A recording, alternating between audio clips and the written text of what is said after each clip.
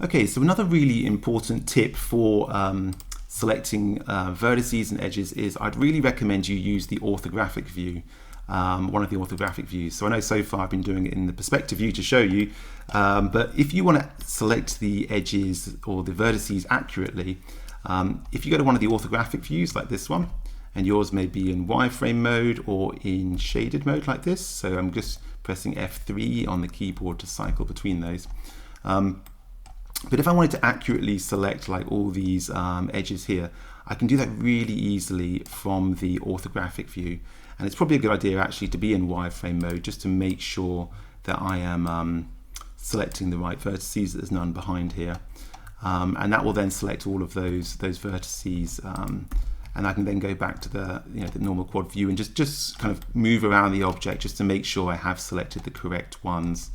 And then I can edit those vertices as I wish, so something like that maybe, however you want to do it. Also be aware when you're selecting the vertices, it will select the vertices both around the front and the back of the object.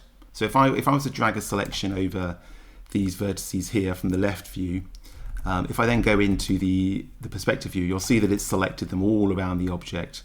And that's the same if I, even if I selected it from the perspective view. If I was to select these vertices here and I went around the back of the object, you'll see that it has actually selected them around the back.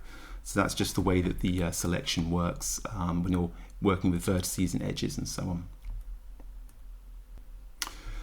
on. So yeah, another thing that's quite useful when you're selecting the vertices or the edges is to use those keyboard shortcuts I discussed earlier, which is to add to your selection or to invert your selection or remove them. So I don't know if you can remember what we said was the keyboard shortcut to add to your selection, but it's holding down the control key. So let's say I wanted to select these vertices here, and I then want to select maybe these vertices around across here. Let's zoom in a bit.